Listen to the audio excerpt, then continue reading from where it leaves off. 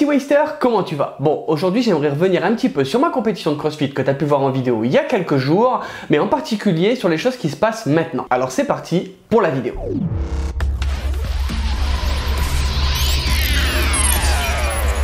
Tout d'abord les gars, je voulais dire un truc, vous m'avez fait péter un plomb. Quasiment 6000 vues sur le vlog de la compète et ça c'est un truc de malade. Bon, continuez parce que ça me fait vraiment plaisir que le contenu vous plaise. Mais je vous avoue que c'est chaud. Personnellement, je suis pas habitué et ça fait vraiment plaisir. Bon, maintenant que j'ai flatté un petit peu votre ego, il faut peut-être passer au sujet de la vidéo. C'est what?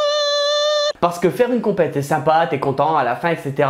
Mais après, c'est un petit peu nécessaire de faire le point. Parce qu'après, dans ta tête, c'est grave le bordel. Alors je me suis dit, autant vous en parler un petit peu. Que ce soit ta première ou ta 50e compète, si t'as envie de la faire sérieusement, tu vas te concentrer dessus. À faire en sorte d'y aller au meilleur de ta forme. Enfin bon, sauf si t'aimes avoir des handicaps. C'est pas un peu con lui. D'ailleurs, cette forme que t'as durement acquis pendant ces dernières semaines, tu vas royalement la ruiner pendant tes jours de compétition. Le truc, c'est qu'une fois que tout ça s'est passé, ben t'es un petit peu perdu. Où es-tu? Enfin du moins pour moi c'est ce que j'ai ressenti. Mais pourquoi? Ben...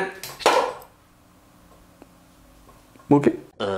Et tu vas me dire, ouais, mais pourquoi? Bah déjà comme j'étais super fatigué, je t'avoue que pendant une semaine, j'ai pas eu du tout envie de m'entraîner. Mais genre pas du tout. Je pense sérieusement que mon corps il a voulu faire un reset. Tu vois le petit trou que tu dois appuyer avec une épingle? Bah voilà, il a fait ça. Et dans un sens c'est pas plus mal, ça m'a permis de récupérer et même d'aller chez l'ostéo histoire de me remettre un petit peu droit. Oui, j'en avais vraiment besoin. Pour te dire, la séance elle a duré plus d'1 heure. Je pense d'ailleurs que mon dos il ressemblait un petit peu à celui de Forrest Gump au début du film. Tu vois le délire?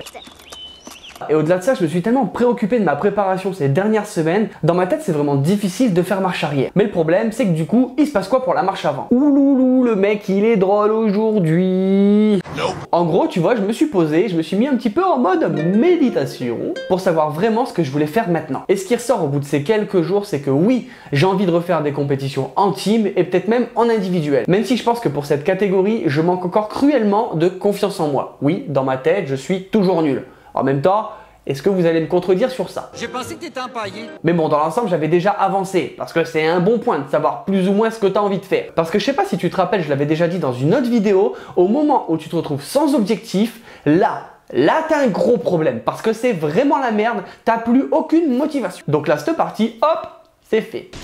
Mais il y a une seconde question à se poser, les délais. Parce que oui, tu ne peux pas faire des compétitions tous les week-ends. Mais dis-moi pas que c'est pas vrai. Encore une fois, si tu as envie de me poser le fameux « Pourquoi ?»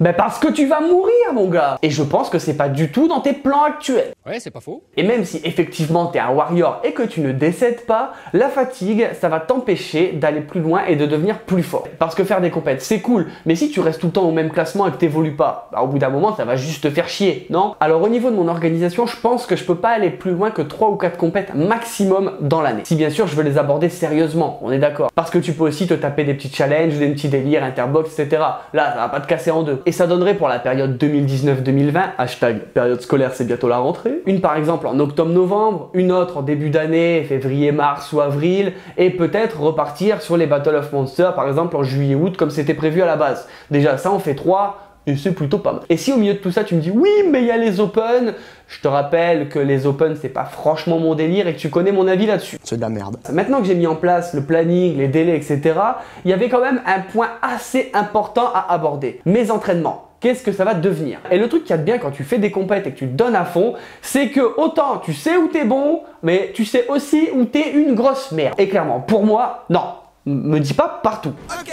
Franchement, c'est pas cool. Bref, lors de la compète, j'ai vraiment vu mes limites au niveau du cardio, alors que j'étais plutôt positif là-dessus. En fait, j'ai vraiment beaucoup à rattraper et à travailler. Donc moi, je te le dis, ça va assobiker sévère. Donc ça, c'est le point principal sur lequel je vais me baser. Et le deuxième, c'est la force. Parce que comme tu as pu voir, mon 3RM, c'était pas foufou. Et je pense que je peux vraiment faire mieux avec une vraie prépa. Donc, cycle de force en préparation. Et c'est pour ça aussi que tu peux pas enchaîner autant de compètes que tu veux dans l'année. Parce que si tu veux faire un cycle de force, tu sais que tu en as minimum pour 8 semaines.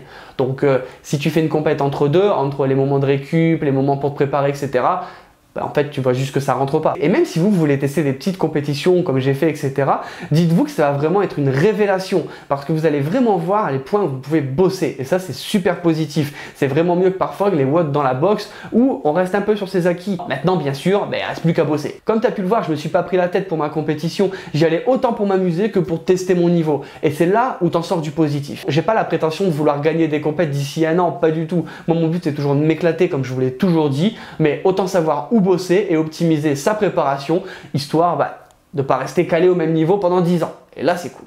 Bon, et sinon, toi, qu'est-ce que tu as pensé de toute cette aventure compétition? Tu peux le dire en commentaire, comme ça, on pourra en parler. Est-ce que ça t'a donné envie d'en faire, de faire une prépa? Tu peux le dire aussi en commentaire. En attendant, la vidéo, elle est terminée. Si t'es pas aidé, laisse un pouce bleu, abonne-toi. Si tu veux rejoindre la team et voir un petit peu plus de l'envers du décor, n'hésite pas à me rejoindre sur Instagram et Facebook. Tu te doutes, les liens, ils sont en description, comme d'habitude. Si tu veux porter les couleurs de Waze et soutenir les projets, pareil, il y a le store en description. Et nous, on se retrouve chaque mardi et vendredi pour une prochaine vidéo. Ciao, ciao!